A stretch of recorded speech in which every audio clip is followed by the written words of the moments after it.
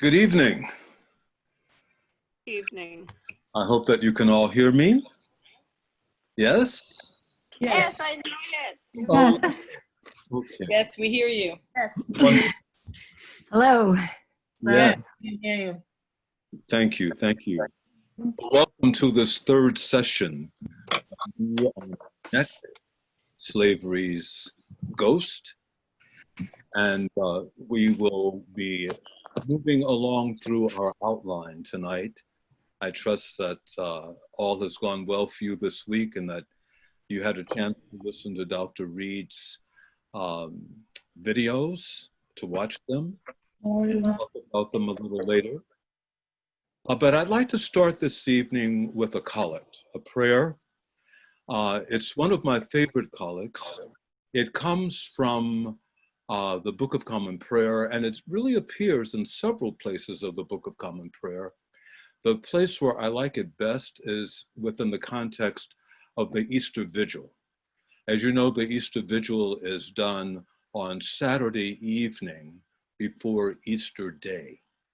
And it's a service, it's an ancient service, probably the most ancient, or certainly one of the most ancient services we have in the Christian liturgy.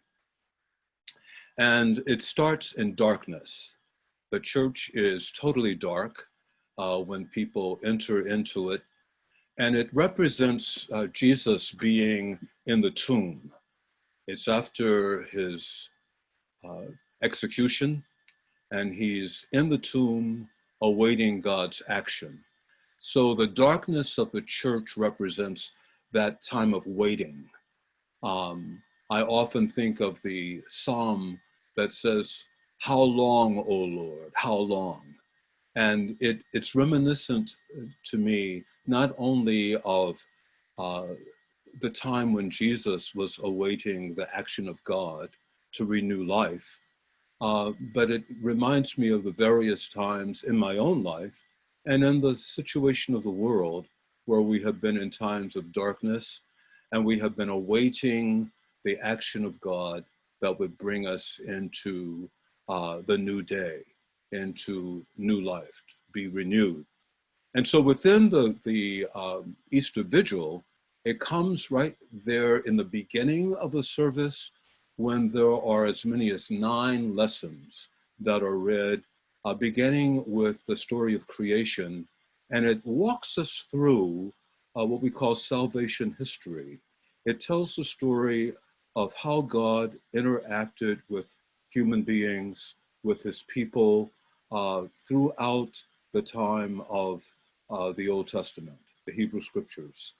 And there's the story of the Valley of Dry Bones and the story of the flood and all of that.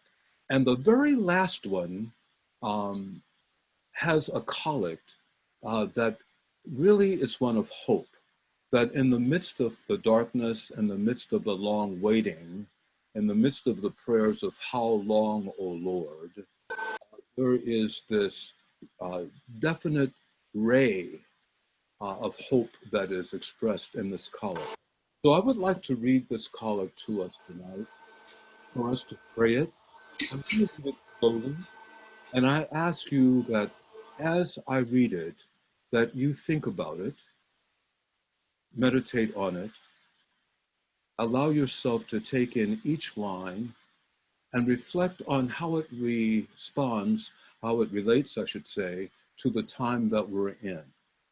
The time of waiting, praying, hoping for a fresh start, a new start within our society, a new start within our nation that will bring us to healthier, wholesome relationships in terms of race relations. The Lord be with you. Let us pray. O God of unchangeable power and eternal light, look favorably on your whole church, that wonderful and sacred mystery. By the effectual working of your providence, carry out in tranquility the plan of salvation. Let the whole world see and know that things which were cast down are being raised up, and things which had grown old are being made new, and that all things are being brought to their perfection by him through whom all things were made, your Son, Jesus Christ, our Lord. Amen.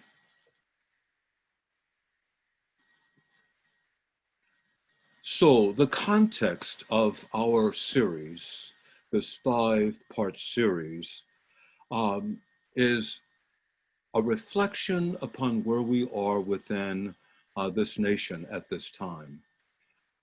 The events in Minneapolis with the police officer's knee on the neck of George Floyd set off a tremendous amount of energy throughout our nation. We have seen these kinds of scenes before, but this one touched us even more deeply. We've been to this place many times before over the past 400 years, actually. There have been events that have given us hope that there would be a change. But I think this one is special. It certainly has signaled a new way of being for our country that I've never seen before. I've been a part of movements before, a part of marches before, a part of demonstrations for justice. But this one is different. This period is different.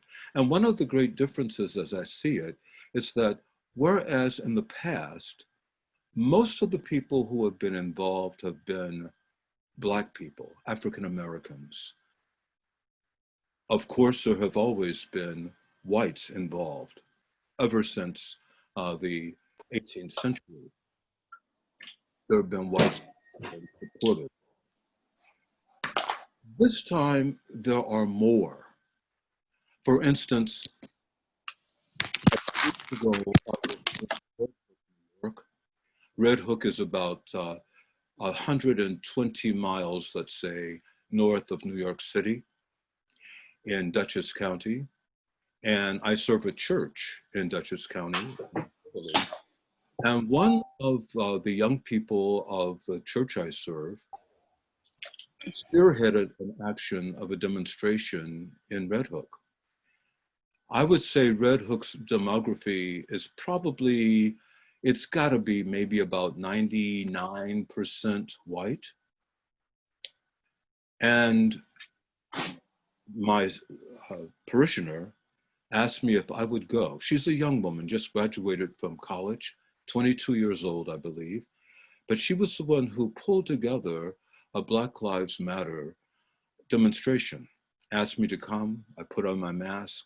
I went, attempted to maintain social distancing. I didn't know how many people would show up, but on that Friday afternoon, there were about 200 people in Red Hook, New York, on the four corners of the main intersection of the town. And there were signs and there were horns blowing, cars blowing the horns, and people chanting, Black Lives Matter, and what's his name, George Floyd, and other rhythmic chants. And I looked around and I was about one of 2 or 3 Black people in the crowd. That was an amazing experience. I had never been in that experience before. I've been in experiences where the majority of the people in the crowd were Black, with some whites there. But this was radically different. And it was in Red Hook, Dutchess County, New York. That is representative of what is different this time. There was something about the Minneapolis situation which really moved the hearts of many more people to understand that something is amiss that needs to be changed. And so we have already begun to see actions being made to change systems. And that's what is at the heart of this series, to call our attention to what is happening and for us to move beyond just talking about things, but to really begin to be creative and come up with ideas and to move towards policies that can make a difference. One of the things that I've come to realize too is that I've always known that as a Black person, it's been important to have whites who were involved in the struggle. Usually we're called allies. Usually we talk about having allies. But I've really moved away from using the word allies to using the word accomplices. I hope you can get the subtle difference in that. The difference between having an ally and the experience of having an accomplice. Allies often are people who are, of course, aligned with you, but are not necessarily really in the fray with you. An accomplice is someone who is actually there beside you, usually, and is really making an investment of self in a way that goes beyond just saying, I agree with you, I'm behind you, I support you, but are right there with you. And what I'm beginning to sense in this moment of history is that those who have been allies before are becoming accomplices in the effort. And that's what we need. Where we are right now, though there is enormous energy that is going on right now, that it must move even beyond that. Today, our Bishop Dichi, met with a portion of our clergy in this diocese. And one of the things that he said during that meeting was that nothing is inevitable. Nothing is inevitable. I was glad to hear him say that. What he meant by that is that although there's a lot of energy right now, there's this window that is open to us to act. It won't stay open forever, and it is an opportunity to act. It's an opportunity to act. That means that action must take place in order for something to happen. It just won't happen automatically. So a part of calling us together over these 5 sessions is to begin to mobilize our thoughts into actions that will help bring about change, positive change. And we as the people of God, the church, that's what we're about. We talk about conversion, and we are certainly in a period of time where conversion is at hand, but we cannot just stand by and look off in the distance, but must be involved with that. So what we have done so far in the past 2 sessions has to give you an overview of history. And there's been a lot of it, I know, and I know that some of it was a lot to take in, but it's important. It's been important, I think, for us to get a sense of where we have been as a nation. And so the history that we have given has really, you could see it in 3 parts. One, it's been a history of how Blacks have been exploited for financial gain, and how to benefit whites and slave holders, and also how there was an establishment of attitudes and policies, even laws, that disavowed the humanity of Blacks. That's been a part of the history that we've been able to unroll throughout the time ever since 1619, when the first Africans were brought to North America. The second part of the history that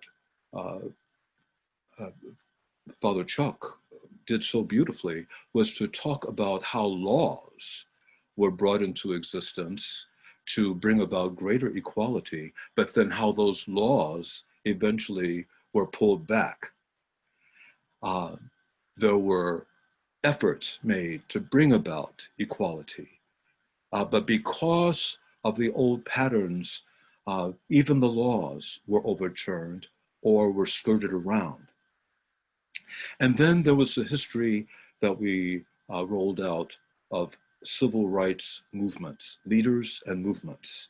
Ida B. Wells, Marcus Garvey, coming on down to the last few decades with Martin Luther King Jr., Malcolm X, the development, of course, of the NAACP, which happened at the early part of the 20th century.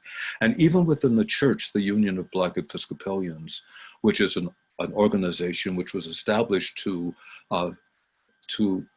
engage the issue of discrimination within the Episcopal Church.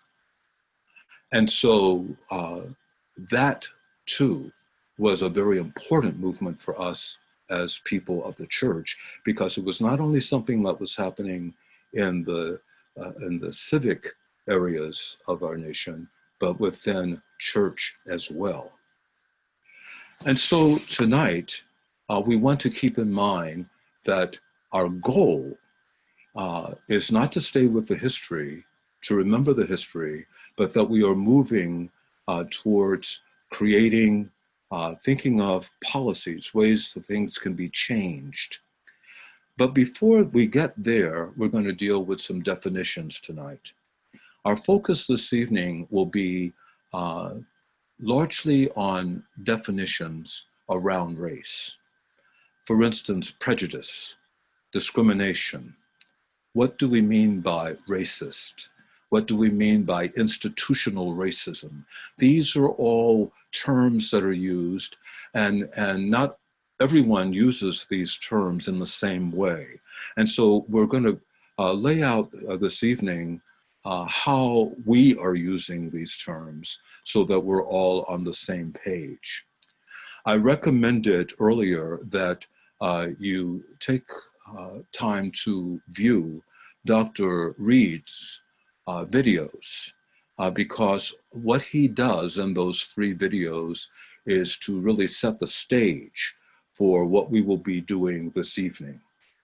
So I'm going to stop right now, and I want to show you a short clip. It's about maybe 8 minutes or so, that will lay out some definitions for us about race, about discrimination, so forth and so on, so that we'll all be using the same language in the same way, since there are discrepancies.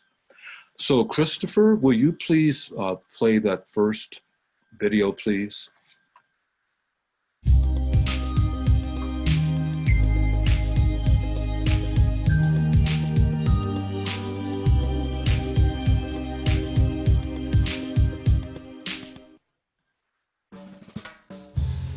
Society categorizes people based on race and ethnicity, and this ultimately creates a system that leads to inequality.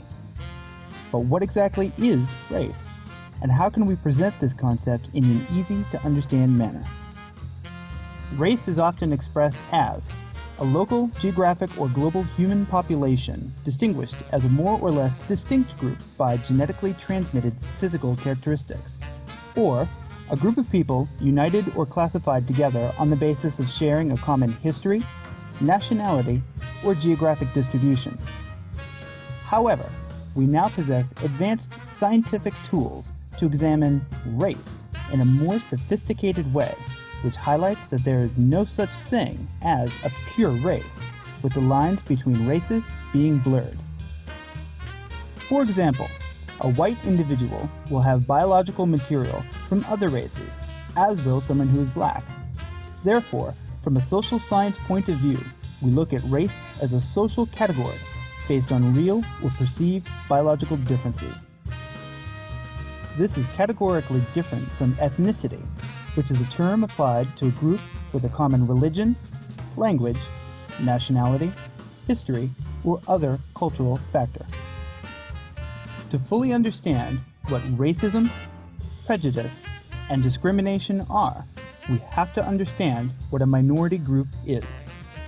Members of a minority group are systematically denied the same access to power and resources available to society's dominant groups, but who are not necessarily fewer in number than the dominant groups. An infamous example of this took place in South Africa, where blacks outnumber whites.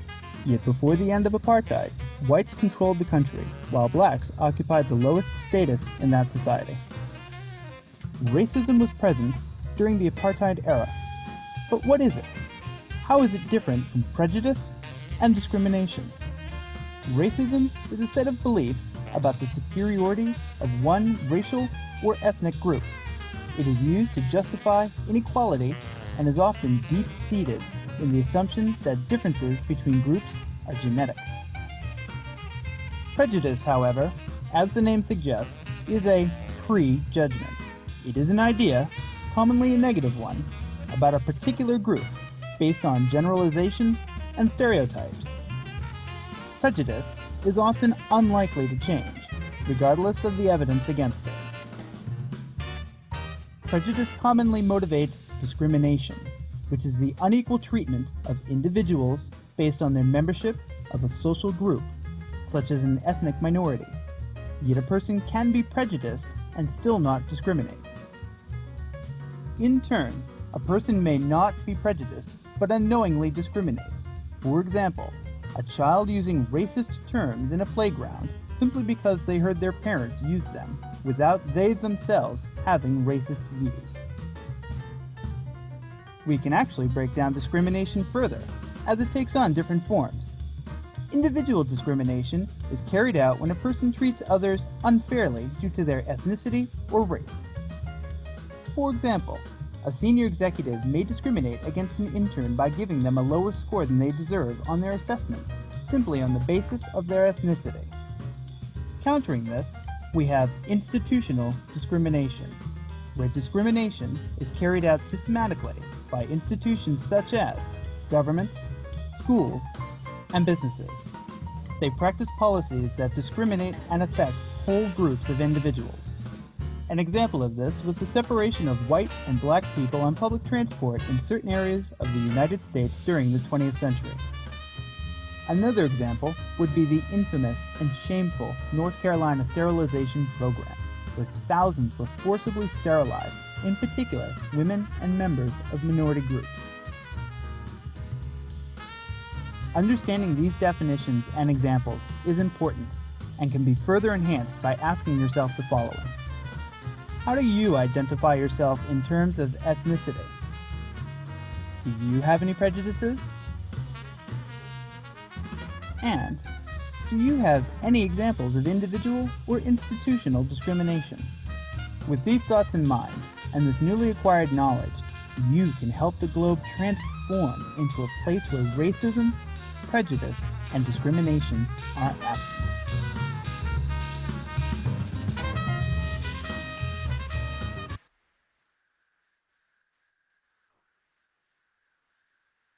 Thank you, Christopher.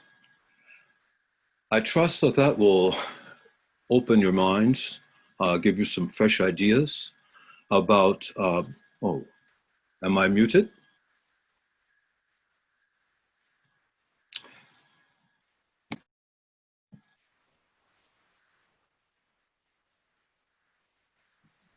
We can hear you. Thank you.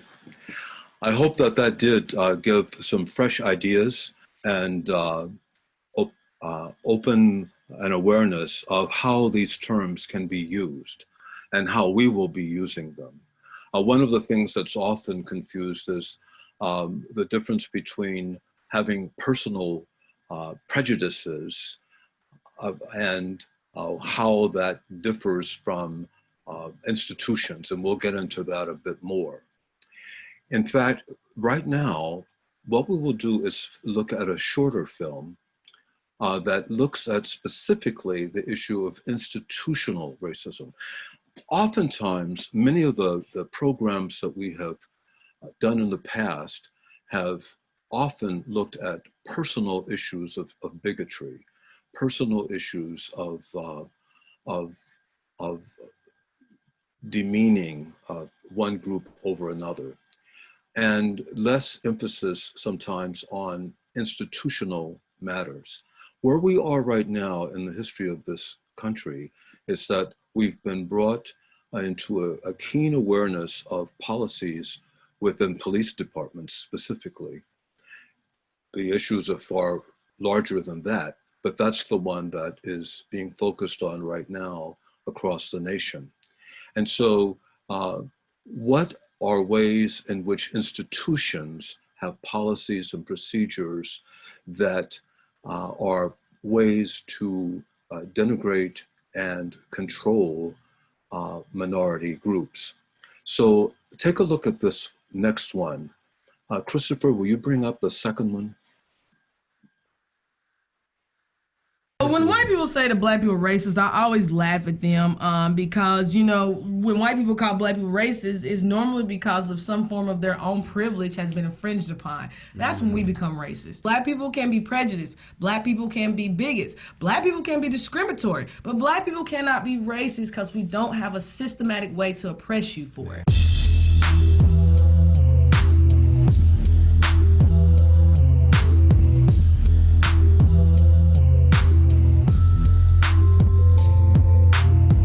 A friend of mine sent me a video of Bomani Jones about 4 or 5 years ago. He wore a Caucasian shirt on ESPN, and I read in the comments, a guy said, "Y'all wouldn't have it if I wore a shirt that said African American. Y'all say I'm racist." And I remember when we were talking, you said there ain't no such thing as a I guess racism for white people. No, it's not. Oh, no, it's no racism for black people. For black people, that's it's what no I mean. racism for black talk people. to See, me. racism is a system of control. Again, political and economical power. So Okay, so slow down for a second, so everybody can understand, because I've always thought racism was an exact definition of prejudice. we can be prejudiced. We can't be racist. Okay, so I always thought Racism they is were, system. see, I always thought they were one and the same. No, they're so not. That's pretty cool. So yeah, go ahead. Prejudice is a mindset. I don't like you because your hair's short. Yeah. I don't like you because your ears are too big. That's prejudice. I don't like you because you're wearing gray shirts. That's prejudice. Racism is, I don't like you because your hair is short and I can control something about that now. Like, I own the business, I own the facility, I own whatever. And so I can be racist to people with short hair, like, I see you like to work out. So let's say I own a gym. Yeah. And let's say you want to come work out at my gym, but I got a thing for people with short hair. Yeah. So guess what? Because I own this gym, which is my system of control. Planet Fitness. Exactly. I can say, you got short hair, you can't work out at my gym. You might be like, well, why not? Like, bro, that's irrelevant. But I'd be like, I don't like your short hair, and this is my system. Wow. So guess what? You can't do what you want to do in my system, because I'm gonna control it where you can't. I'm gonna make it where everywhere you go, if you got short hair, people not gonna give you service. I'll make it everywhere you go, you get on a bus, you got short hair, they're gonna treat you like you shit because you got short hair. I'm gonna make it everywhere you go, everything you do, because you got short hair, and I control the system that can make you be oppressed for that. Anything and everything you do will be a challenge because you got short hair. You want a home loan? Yeah. Guess what? I hold the system that holds the bank. You can't get a bank loan now because you got short hair. So that is racism. Racism says, I control the system of our resources and our economics, and I can make your life a living hell off of that by just flat out saying, because the system's designed for this particular category, this particular ethnicity, that if you try to go into the same system and apply for these same services, because I am racist to black people, you won't be able to get those services, or it'll be an extreme challenge for you to get it. That's racism.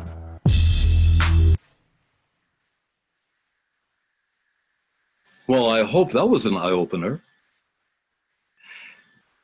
There's something that I think that I need to make clear, however.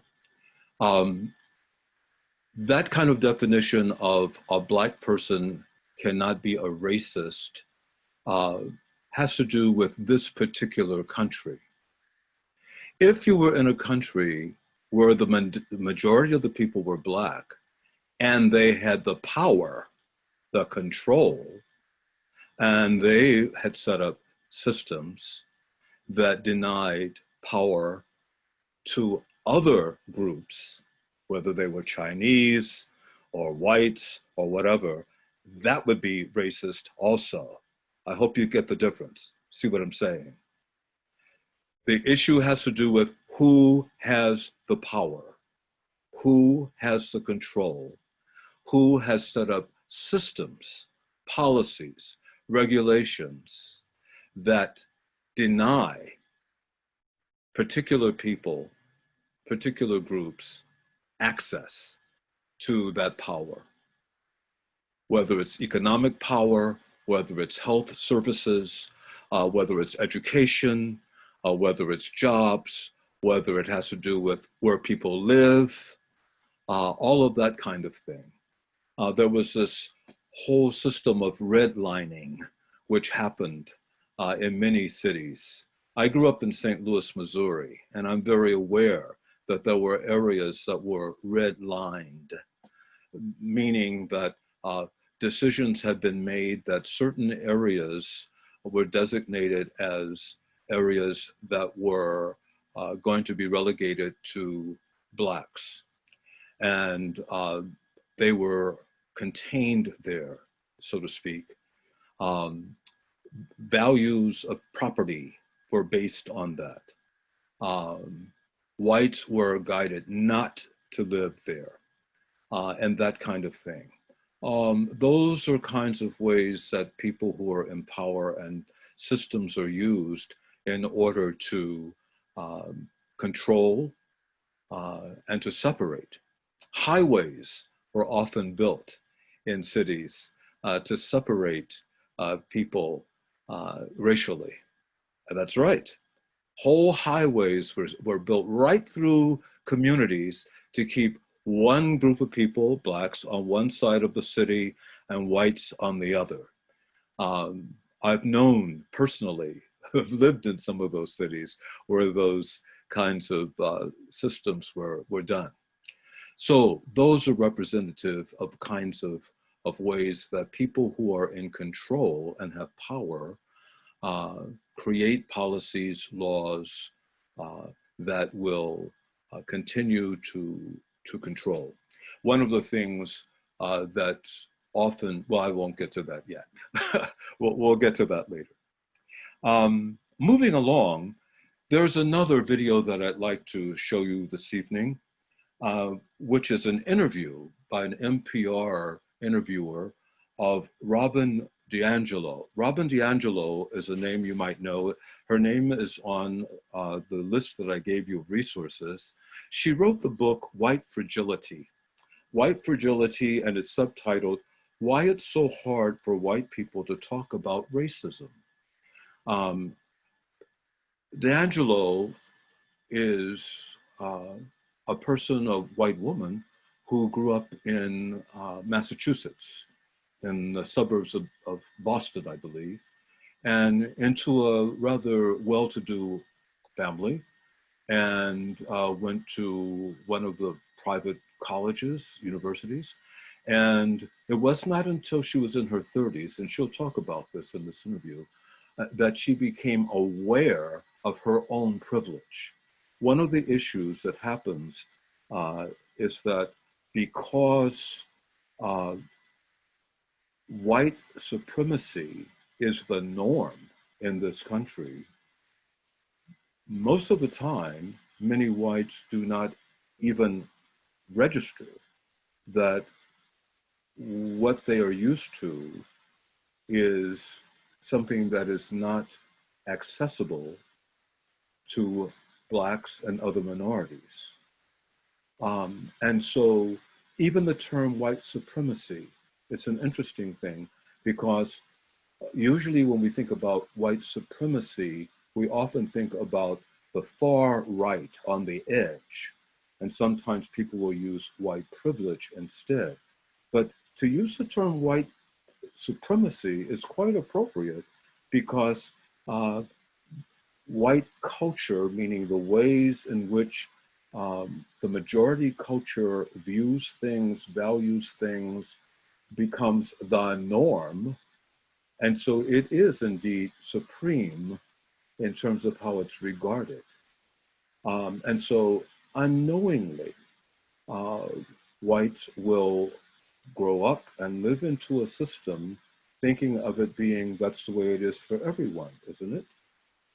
Isn't everyone accessible to X, Y, and Z? And it takes a while for some people to realize, no, that's not the case. There are many situations where doors are not open for people because they don't fit the racial categories. So there's an interview here with Robin DiAngelo that will give some testimony, a witness from her own mouth about these things. So let's watch that one, Christopher. Thank you. What's white fragility? That's the title of your book, is White Fragility. And the subtitle is why it's so hard for white people to talk about racism. Why white fragility, and how do we recognize it? You know, the fragility part is meant to capture how little it takes to set white people off, to set us off into defensiveness. So for many white people, the mere suggestion that white has meaning will cause us to erupt in defensiveness. For many of your listeners, the fact that I'm generalizing right now about white people will set off the defensiveness. Individualism is a really precious ideology for white people, and we do not like to be generalized about. So let's back up a second and talk about how you got interested in this work and in this subject. I know that you're an academic. I know that you're a lecturer, and also you've done, what would you call it, anti-racist training? Yes. Or it used to be called diversity training. Maybe it isn't called that anymore. I think of myself as somebody who came from practice to theory rather than a lot of academics who go from theory to practice. So I applied for a job and in the early 90s for a diversity trainer. That's what we called it at the time. I thought, of course, I'm qualified to go into the workplace and lead people on discussions of race. I'm a vegetarian. How could I be racist? I had that really classic, liberal, open-minded kind of idea about what it meant to be racist. And I saw myself, of course, as outside of that and felt qualified. And I got the job. And I was in for the most profound learning of my life. It was a parallel process. So two key pieces were, one, for the first time in my life, I was working side by side with people of color who were challenging the way I saw the world. And part of being white is that I could get that far in life. I was a parent at that point. I was in my 30s, and never had I had my racial worldview challenged, one. Two, definitely not by a significant number of people of color, and not in any kind of sustained way. And it worked like a mirror, right? I was like a fish being taken out of water. I would not have been able to tell you I had a racial worldview, because as a white person, I was raised to see myself as just human. Now, you're a particular kind of human.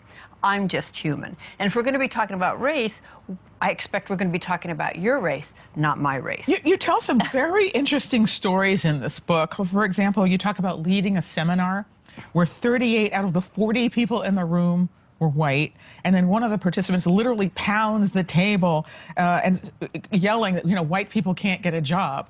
And everybody who had a job there was white. It's a kind of delusion.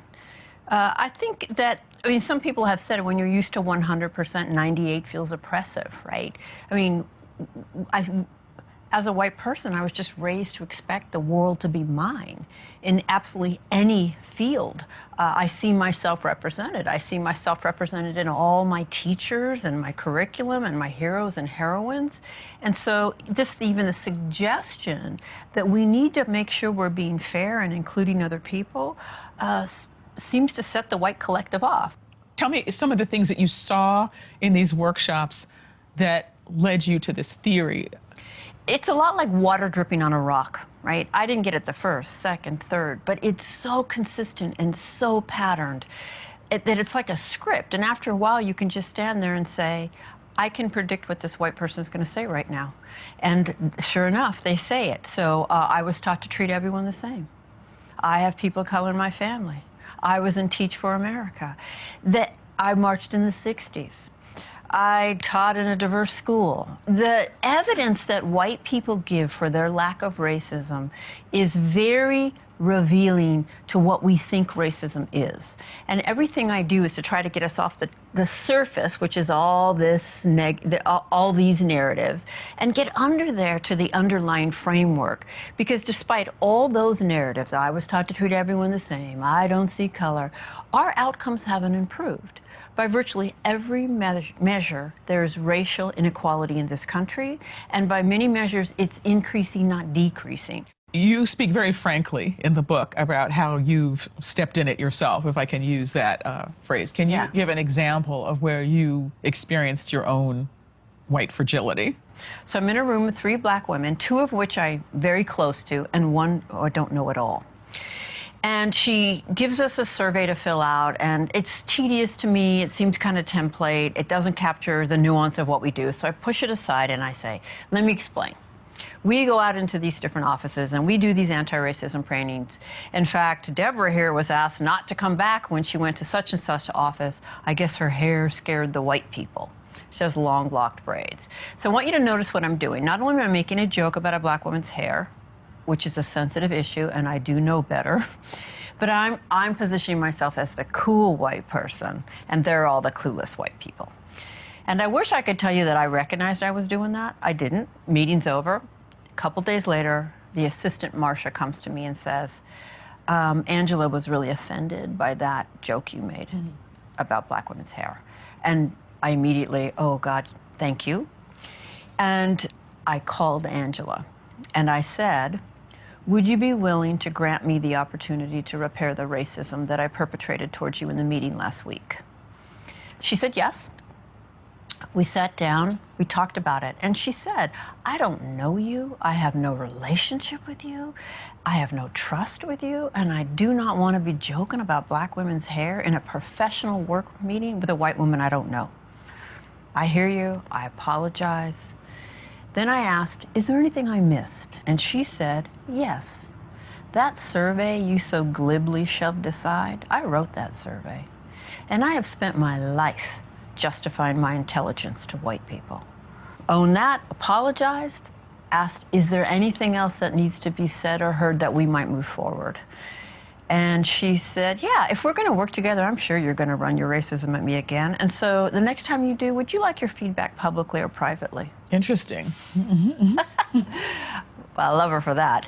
I said, publicly, in my case, please. It's really important that other white people see that I'm not free of this, but it gives me an opportunity to model non-defensiveness. You said you don't want white people to feel guilty, which is exactly what I think some people listening to our conversation will feel and will think that you want to evoke. So why do you say you don't want white people to feel guilty? Well, because you didn't choose your socialization. You didn't choose your conditioning. You were born into a society that set you up in these ways.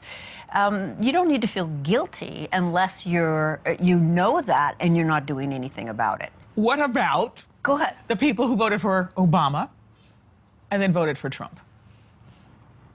I think that Obama was symbolic. I think what Obama did was allow us to feel really good about ourselves under very narrow terms, right?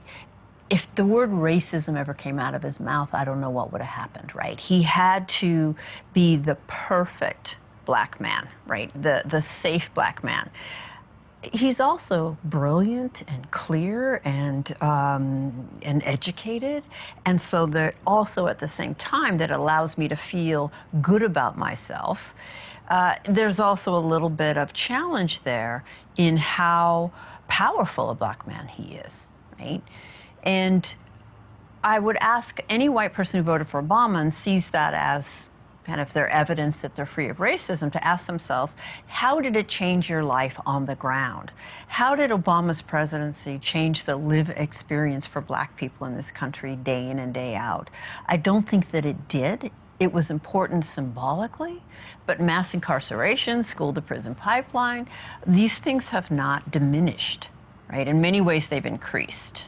Do you see Trump as a reaction to Obama? And if so, why?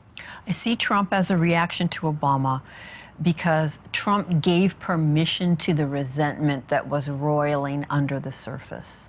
Resentment of what? of black advancement, of black uppityness, to use a Jim Crow analogy, you will step off the curb when I come down it. You will not look me in the eye. His racism is explicit and undeniable, and that wasn't a deterrent. I think white people have to look really hard at. Why was that not a deterrent to you? Robin DiAngelo, thank you for talking with us. You're welcome.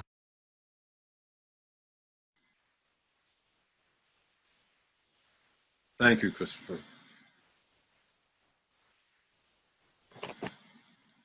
One of the age-old struggles in terms of strategies has been, where do you begin? It's kind of the old, which comes first, the chicken or the egg? Do you begin with personal transformation, the changing of the hearts and minds of individuals in order to move us forward? Or do you start with policies, laws, legislation, so forth, within institutions, and allow that to be the way people are shaped and molded? And so that's been a discussion back and forth. And generally, it's fallen to the idea of starting with personal transformation. At least that has been a lot of the talk in many Christian churches, not exclusively, but a lot of that. I ask you to listen to Dr. Reed's presentations from Virginia Tech. And in his presentations, he's very clear that it's important to really emphasize the changes in institutions, both governmental institutions and in the private sector as well.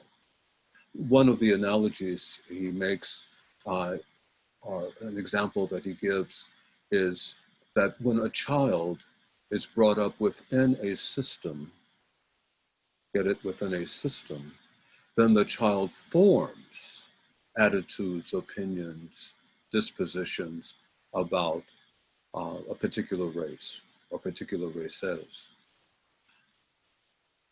But it's because they have already been in a culture that has held to particular laws, particular policies that shape the mind of the person.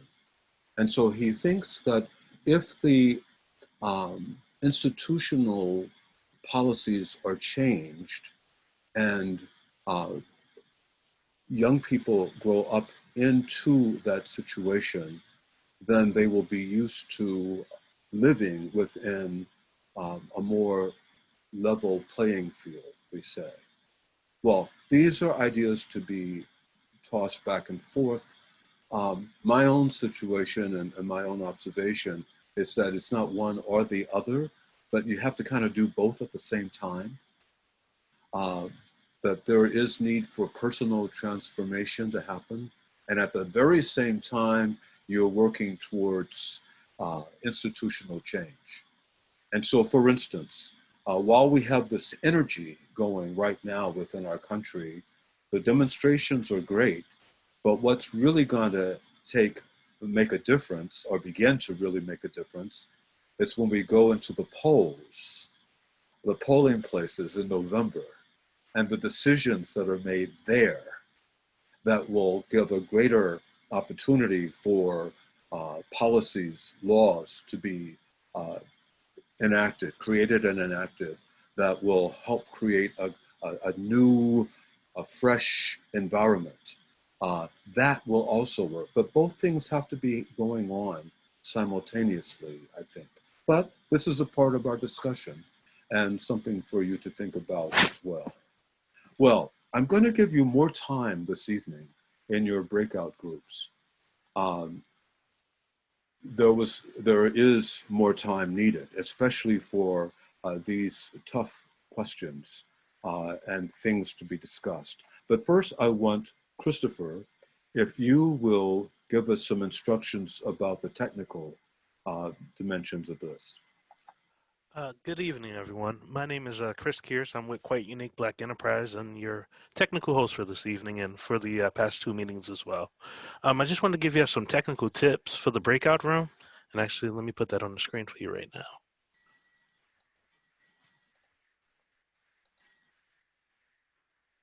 Okay. So these are some tips I came up with to just kind of help navigate us so we're moving a little bit more smoothly. The first one is please remain in the meeting throughout the whole session. We do have people who come in and out, and I understand that there's life and things are going on, but we really want you to capture all the information that we have for you. Also, you'll be automatically moved into your breakout sessions, so there's nothing for you to click. You'll just go right into that. In your breakout rooms, there will be a timer, and you can observe the timer as you're going to kind of break up time to have everyone speak. There will be a 5-minute warning at 8:20. I'll send that over to you and you'll be able to see it on the screen. Once 8:25 rolls around, you'll automatically be brought back into the main session that we're in now. And if you have any technical questions at any point before the meeting, during the meeting, and stuff, you feel free to give me a call. My name is Chris, and my telephone number is 845-243-4868. And thank you very much, and enjoy your breakout. Okay, thank you, Chris. Will you now put the question up on the screen? The question that we will be looking at in your small groups. What is the key takeaway for you from this evening's session? There was a lot that was covered. What stands out for you? Take some time in your small group. I would suggest beginning with a bit of a time of reflection and silence with that question. And then I forgot to ask last week, but I'd like for there to be a person in each breakout room who will keep track of the time. One of the things we really want to happen is for each person to have an opportunity to speak. So if that one person would also make any notes that are salient that you can share with me later, as we did in the first session that we had. But if that person would make sure that everyone has a chance to speak. We would also like for you to be able to have your first and last name shown on your screen. Christopher, will you speak to that again? Yes. So sorry about that. So if you do have a telephone number, if you could text me at my number, that way I can write your name in and that way we'll have you in the system. I know that there was one person that joined earlier. I tried to text them, but I guess they were using their actual landline phone. So if you could text me your name, that'd be great. That's only if you have a phone. But how would they do it if they're just using computer? So if they're using computers, they can go up to their name, go up to the image of where they are, and to the right, so to the left there'll be the mute button. To the right there'll be 3 dots. If you click on the 3 dots, come down to about the 4th option. It'll give you the option to change your name or rename yourself. And so it would be helpful if your first and last name appear on your screen, okay? So what have I asked for you to do? To go into your session with this question, take a few moments of silence to reflect on it. Indicate a person, choose a person among you who will be the person who will make sure that the flow from one person to the other happens, and to take any salient notes to be sent to me at my email address following. So we will have a good, you've got a good, just almost a half hour to do this, a little more than normal, okay? So take us to our groups now, Chris. Welcome back. I know that you may not have finished all of your discussion. It's always a time crunch no matter what we do, but we're very glad that you are here this evening and hope that that was a fruitful time of working out that question in your own group. I asked for the persons who were keeping any kind of notes, if you would send those on to me at my email address, which you have. And we look forward to next week. Same time, same station. I'd like to end with the Nunc Dimittis. It's a lovely thing to use, I think. As I read it, you might know it by heart or just listen to it. Lord, you now have set your servant free to go in peace as you have promised. For these eyes of mine have seen the Savior, whom you have prepared for all the world to see, a light to enlighten the nations and the glory of your people Israel. Glory to the Father, and to the Son, and to the Holy Spirit, as it was in the beginning, is now, and will be forever. Amen. Good night. See you next week.